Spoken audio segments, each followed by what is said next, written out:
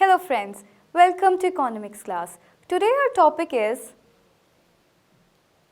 concept of economics and significance of statistics in economics. So in this chapter 1 of economics, which is theoretical, you're going to study what economics is, what statistics is, what are the features and importance of statistics, and what are the functions of statistics. So starting with the video, we got to understand what economics is first. So economics is the branch of science that deals with human behavior and that studies the process of production, consumption, exchange and distribution. So to understand economics, you have to understand first what economic goods are and what economic activities are. So economic goods, what are those? हम market जाते हैं तो हम goods खरीदते हैं market में से, फिर हम उसके बदले पैसे भी तो देते हैं. अगर हमने कोई चिप्स का पैकेट खरीदा तो will pay a certain amount जो हम उस सेलर को देंगे पैसे. तो क्या होता है, ये जिनके गुड्स के लिए पैसे देने पड़ते हैं उनको हम इकोनॉमिक गुड्स कहते हैं, और जिन गुड्स के लिए पैसे नहीं देने पड़ते हैं लाइक रेनफॉल, सनशाइन, उनको हम नॉन इकोनॉमिक गुड्स कहते हैं और उनकी हम इंक्लूजन नहीं करते हैं इकोनॉमिक्स में. So this is one concept. Then comes economic activities. क्या होती हैं? जो एक्टिविटीज़ जो process of consumption, production and investment and exchange and distribution को इंक्लूड करता है, उसको हम कहते हैं कि वो सारी एक्टिविटीज़ आती है हमारी इकोनॉमिक एक्टिविटीज़ में. अब कंजम्पशन क्या होता है? कंजम्पशन में हम कंज्यूम करते हैं, वो एक मैकेनिज़्म मान लेते हैं हम. फिर प्रोडक्शन कर लेते हैं, वो एक मैकेनिज़्म आ जाता है. एंड देन इन्वेस्टमेंट करी, जो हम मनी को इन्वेस्ट करते हैं मार्केट में, that's another thing. So this process goes on. Consumption, production और इन सबको हम डिटेल में पढ़ते हैं इकोनॉमिक्स में as various chapters. So economics is a branch of science जो ह्यूमन बिहेवियर को स्टडी करता है as a consumer, as a producer and as a distributor. So economics is the branch of science that deals with human behavior and studies the process of production, consumption, exchange and distribution. So it's very simple to understand this concept now. So moving forward, what are the economic problems? जैसे कि अगर हमने economics पढ़नी शुरू कर दी है, अब problems भी तो आएंगी ना. उसके अच्छे फ़ायदे भी हैं but the problems also exist. तो हम इकोनॉमिक्स को क्यों पढ़ते हैं? अब फर्स्ट, हमारी जो सोसाइटी है, हमारे वर्ल्ड में जो रिसोर्सेज हैं वो लिमिटेड हैं, वो अबंडेंस में नहीं है अवेलेबल. तो उसके लिए हमें क्या करना पड़ता है कि लिमिटेड यूज़ करना पड़ता है उनका, और उनका एक ऑप्टिमम और एफिशिएंट यूज़ करना पड़ता है. जैसे कि अगर हम पेट्रोलियम को अबेंडेंटली और एंडलेसली यूज़ करने लग जाएंगे तो वो ख़त्म हो जाएगा, then nothing would be left for us. So जो इकोनॉमिक्स में रिसोर्सेज है वो स्कार्स है, उनका एफिशिएंट यूज़ करने में हेल्प करता है इकोनॉमिक्स हमें. सो फर्स्ट प्रॉब्लम क्या होती है हमारी? प्रॉब्लम ऑफ स्कार्सिटी, जो इकोनॉमिक्स हेल्प करता है हमारी सॉल्व करने में. So the second problem that comes along with it, कि जो problem of allocation of resources आती है. सो लेट्स कंसिडर हमारे पास 10,000 रुपीज़ हैं, एक कंज्यूमर के पास 10,000 रुपीज़ हैं. तो वो कैसे उन 10,000 रुपीज़ को एलोकेट करेगा डिफरेंट एरियाज़, डिफरेंट उनमें चीज़ों में, रिसोर्सेज में, वो भी हम इकोनॉमिक्स में पढ़ते हैं. जैसे अब एलोकेट कर लिया उसने कि रेंट दे दिया उसने कुछ सर्टेन अमाउंट 10,000 रुपीज़ में. फिर उसने एक्सपेंडिचर कर लिया अपने खाने पीने पे, तो expenditure on goods and commodities. फिर बाकी अपना लेजर पे उसने एक्सपेंडिचर कर लिया. So that all we'll study, और यू नो दैट प्रॉब्लम जो एलोकेशन की आ जाती है कि ऑप्टिमम एलोकेशन करना है हमें अपनी इनकम और मनी का, तो इकोनॉमिक्स हेल्प करता है उसको सॉल्व करने में. So that is problem of allocation of resources. Third and the main problem that comes, let's consider a example. कोई वर्कर है, वो ए फर्म में भी काम कर सकता है, फर्म बी में भी काम कर सकता है और फर्म सी में भी काम कर सकता है. वो जिस फर्म में जहाँ पे उसको ज़्यादा पैसे मिल रहे हैं या जहाँ पे उसके पास ज़्यादा चीज़ें हैं करने को, वो उस फर्म में काम करेगा. तो उसके पास बहुत सारी ऑप्शंस है. अभी तीनों फर्म्स उसको 10,000 रुपीज़ ही दे रहे हैं वेज, जो वेज मिलता है उसको काम करने के बदले में, तो 10,000 रुपीज़ दे रहे हैं. तो वो उसकी चॉइस है वो कहाँ पे कौन सी फर्म में काम करेगा, ए बी सी में से related. So problem of alternate users में क्या होता है कि वो कोई भी इन सारी ऑप्शंस में से कोई एक ऑप्शन को चूज़ कर सकता है जो उसको ऑप्टिमम और एफिशिएंट लगती है. तो इकोनॉमिक्स इस चीज़ में हमारी हेल्प करता है कि कौन सी आपको चॉइस सेलेक्ट करनी है. सो 3 प्रॉब्लम्स हैं हमारी इकोनॉमिक्स में. जो फर्स्ट होती है problem of scarcity, problem of allocation of sources and problem of alternate uses. So अब हम इकोनॉमिक्स के पिलर्स को, जो 3 मेन पिलर्स हैं, उनको स्टडी करेंगे कि उसके कंपोनेंट्स क्या होते हैं। तो अब हमने जैसे स्टार्टिंग में आई एक्सप्लेन यू कि इकोनॉमिक एक्टिविटीज़ क्या होती हैं। तो अब इकोनॉमिक एक्टिविटीज़ को जो कॉन्स्टिट्यूट करता है वो ये 3 मेन फंक्शंस होते हैं, जो है consumption, production and distribution. So let's study the first concept which is consumption. Consumption क्या होती है? अब हम ह्यूमन, जैसे मैंने बताया था ना कि हम ह्यूमन बिहेवियर को स्टडी करते हैं इकोनॉमिक्स में, तो एक कंज्यूमर है, वो कंज्यूम करता है गुड्स, तो वो एक कंजम्पशन का मैकेनिज्म फॉलो कर रहा है। कंज्यूम कैसे करा? हमने पे करा प्राइस किसी प्रोडक्ट के लिए, हमने ख़रीदा और उस गुड को कंज्यूम करा। जैसे हमने ग्रेन्स खरीदे, हमने उनको खाया, तो वो कंजम्पशन का एक एग्जाम्पल हुआ। तो अब हमने कंज्यूम कर लिया, तो अब ह्यूमन बिहेवियर एक कंज्यूमर के तौर पे पढ़ते हैं हम फर्स्ट कॉम्पोनेंट में, जो है कंजम्पशन। तो अब कंजम्पशन में क्या होता है कि ह्यूमन कंज्यूम इसलिए करता है कि उसको मैक्सिमम सेटिस्फैक्शन मिले उस चीज़ को, कि अगर वो कोई एक चिप्स का पैकेट भी खा रहा है तो उसको मैक्सिमम सेटिस्फैक्शन मिले।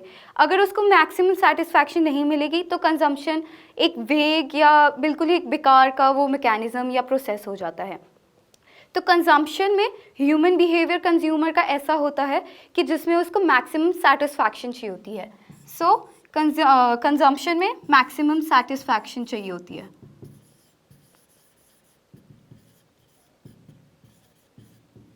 सो नेक्स्ट, अब प्रोडक्शन है। एक प्रोड्यूसर है, वो गुड्स को प्रोड्यूस कर रहा है, वो गुड्स बना रहा है, जो रॉ मटेरियल है उसको फिनिश गुड्स में कन्वर्ट कर रहा है। तो ये हो गया प्रोडक्शन का प्रोसेस। अब जो प्रोड्यूसर है वो गुड्स इसलिए बनाते हैं, इसलिए बेचता है कि उसको उससे प्रॉफिट मिले। तब उसको प्रॉफिट मिलेगा तभी वो आगे लोगों को पे करेगा।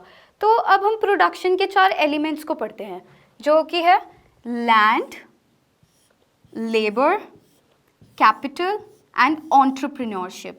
अब हमने कोई लैंड लिया है, एक प्रोड्यूसर ने लैंड लिया है, तो वो क्या करेगा? उसके लिए रेंट पे करेगा। अब उसने रेंट पे कर दिया, बिल्डिंग खड़ी कर दी या फैक्ट्री खड़ी कर दी, अब उसको आगे लेबरर्स को वेजेस देने हैं, तो वो वेजेस देगा लेबरर्स को। अब उसके बाद जो उसकी इनकम होगी तो वो चलो स्पेंड कर देगा। अब उसको कैपिटल चाहिए ना अपने उसको फर्म को या फैक्ट्री को डेवलप करने के लिए, जैसे कि लेट्स सपोजिटली 10 लाख रुपीज़ चाहिए उसको कैपिटल के तौर पे कि अपना उसको फर्म स्टार्ट करनी है, अपनी फैक्ट्री स्टार्ट करनी है। उसने कहीं से लोन लिया तो उसके ऊपर ऑफ कोर्स उसको एक इंटरेस्ट पे करना पड़ेगा, तो एक इंटरेस्ट पेमेंट हो जाती है लोन पे।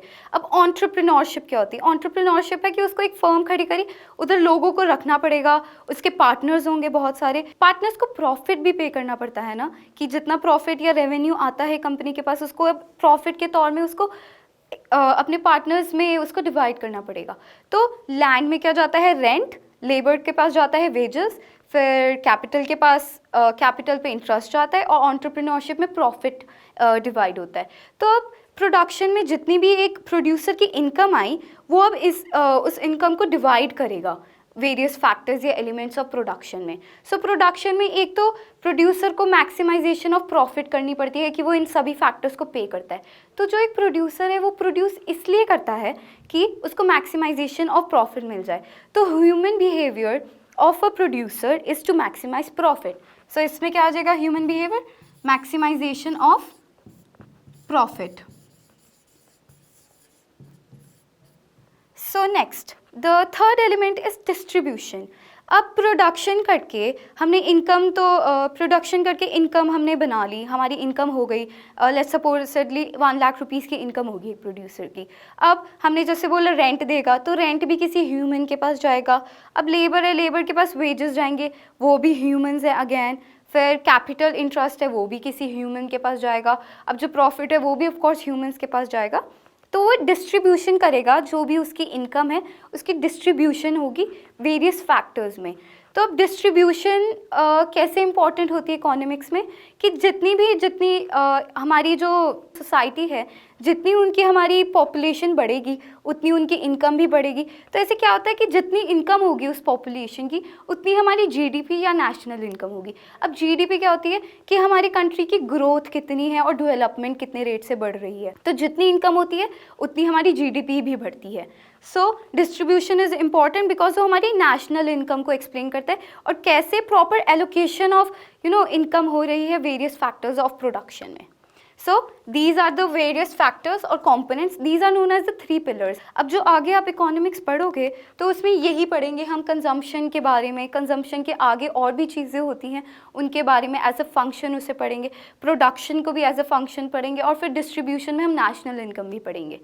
सो next is what are types of data. अब इकोनॉमिक्स में क्या होता है कि हम क्वालिटेटिव डेटा को भी पढ़ते हैं और क्वांटिटेटिव डेटा को भी पढ़ते हैं. अब क्वांटिटेटिव डेटा क्या होता है? क्वांटिटेटिव डेटा होता है जो नंबर्स में एक्सप्रेस कर सकते हैं. जैसे हमने कहा कि हमारा अनएम्प्लॉयमेंट रेट 6% है, हमारा ग्रोथ रेट जो पॉपुलेशन ग्रोथ रेट है वो 10% है. तो ऐसे क्या होता है कि हम एक नंबर में एक्सप्रेस कर सकते हैं कि क्या ग्रोथ रेट है, क्या कुछ है. उस एक्सप्रेशन को एक नंबर में हम एक्सप्लेन कर सकते हैं. जैसे इनकम है, इनकम को हम एक्सप्लेन कर सकते हैं 10,000 rupees per month, annually 1 lakh rupees है, 120 लाख रुपीज़ है, और समथिंग लाइक दैट. तो वो एक क्वांटिटेटिव, उसको क्वांटिटेटिव डेटा कहते हैं जो नंबर्स में एक्सप्रेस हो सकता है. जैसे एक्सपेंडिचर है, आप एक महीने में कितना एक्सपेंडिचर कर रहे हो वो भी आप एक्सप्लेन कर सकते हो थ्रू क्वांटिटेटिव डेटा. अब जो सेकेंड टाइप का डेटा होता है वो होता है क्वालिटेटिव डेटा. अब क्वालिटेटिव डेटा क्या होता है? अब ब्यूटी है, ब्यूटी को हम एक्सप्रेस नहीं कर सकते ना कि ये 10 नंबर है या आई वुड गिव हर 20 और something like that. It can not be expressed in numbers, right? So अब हम क्या करते हैं कि हम ब्यूटी को वर्ड्स में या वर्ड्स के थ्रू एक एस्पेक्ट या हमारा एक्सप्रेशन एक्सप्लेन कर सकते हैं, लाइक वेरी ब्यूटिफुल, और कहीं से अगर बैड स्मेल आ रही है तो इट स्टिंक्स. तो हम अपने एक्सप्रेशन को एक वर्ड के उसमें हम एक्सप्लेन कर सकते हैं. अब जैसे IQ का एग्जांपल लेते हैं. IQ is intelligence. तो अब इंटेलिजेंस को भी ऑफ कोर्स नंबर में हम नहीं कर सकते. हम किसी ह्यूमन की इंटेलिजेंस को एक नंबर में नहीं वो कर सकते हैं कि एक्सप्लेन करके वो एक फिगर दे दें कि हाँ भाई 10, 20, 30, 100, 120 IQ है. Nothing like that. It has to be explained in a word which is he's very intelligent, he's smart, he's dumb. So it's like that कि qualitative expression हो जाता है. तो 2 types of data, quantitative which can be expressed in numbers and qualitative जो words में explain कर सकते हैं. अब क्वालिटेटिव में आ गया इनकम, एक्सपेंडिचर एंड इन्वेस्टमेंट, और फिर क्वालिटेटिव के एग्जांपल्स क्या हो सकते हैं? IQ and beauty. So in this part of the video what we studied is what economics is, उसके हमारे आगे components क्या हैं और types of data क्या है. In the second part of the video we'll be studying what statistics is, continuing our chapter 1. See you in the next video.